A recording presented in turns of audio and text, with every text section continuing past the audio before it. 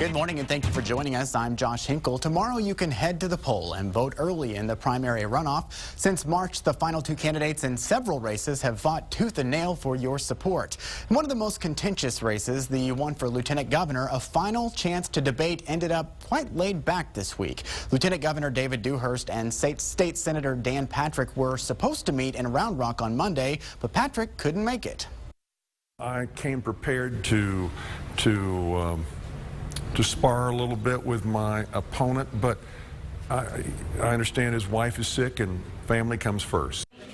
That's a different tone than the one in recent weeks with jabs and attack ads. Williamson County Republican women hosted the event. They said it was supposed to be the final forum before early voting starts in the primary runoff between Dewhurst and Patrick. There are several statewide races in this runoff. Democrats will nominate David Alamiel or Keisha Rogers to run against incumbent Republican John Cornyn. The state Democratic Party has mostly disowned Rogers, whose platform includes impeaching President Obama.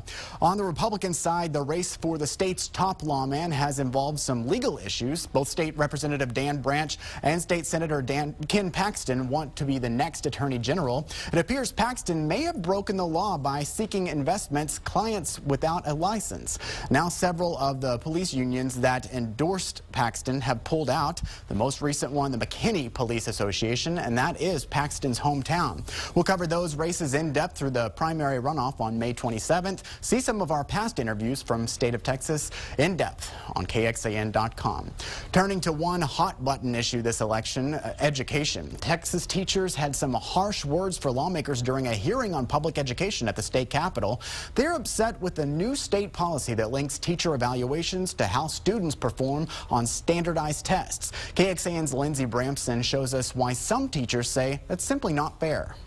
It was a packed room here at the Capitol as several local school employees from all over the area showed up and expressed their concerns about a change in teacher evaluations. I know how to explain concepts to kids. That's my expertise. Local school teacher Patty Hill was far from quiet in front of legislators. So my least favorite part of the job, I hate it. I hate that, my kids are being evaluated on some test that really doesn't measure what they get out of my course. Hill teaches algebra to students at Keeling Middle School and says there's a flaw in the current system in which teachers are evaluated. Primarily because if you just read it on its surface, I would get a horrible review based on the current standards. And while she's all for change, Hill says basing teacher evaluations on how well a student does on a standardized test isn't accurate.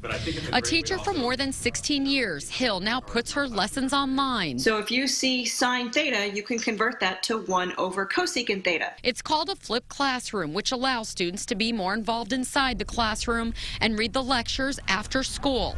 She says that method more accurately reflects the student's growth rather than a high-pressure test. I think we need a different evaluation system because we really need to get at the heart of student learning.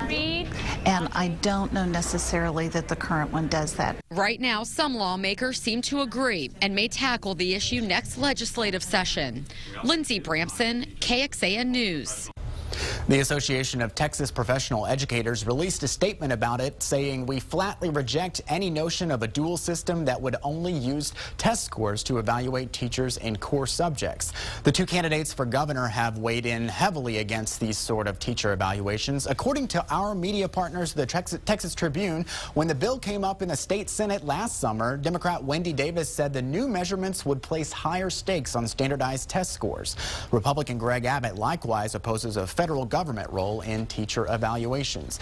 But the changes have support in high places too, including from Governor Perry. More than 60 school districts in Texas will use the new appraisal system this fall in a pilot program. Just a few of them are in Central Texas, like Travis and Pflugerville ISDs are the largest districts in the pilot. Wimberley, Elgin, and Fayetteville ISDs will also test the new teacher appraisals. The new system will be available to all school districts for the 2015-2016 school year. The Texas Education Agency stopped collecting data from the current teacher evaluation system in part because teachers almost always get high scores. In 2010, 96% of Texas teachers received ratings of proficient or better. Just 77% of Texas students met passing standards on achievement tests.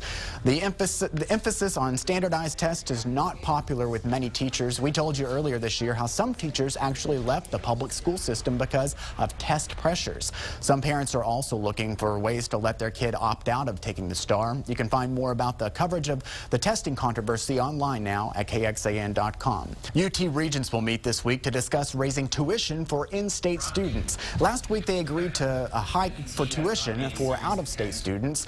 A release from the university says for the upcoming fall semester, undergraduate students attending the flagship Austin campus from outside Texas will pay 2.5% more. That translates to a $440 increase from this past fall. Regents will still have to decide how much to increase tuition for in-state students. The current plan on the table now would push the average cost for in-state students past $5,000 a semester. At the same time, Governor Rick Perry sent out a letter opposing a tuition hike, the second time he's done that in as many years. In part, he said we should place a far greater emphasis on controlling the spiraling cost of a college education. Forcing students to bear the brunt of additional costs is not the solution.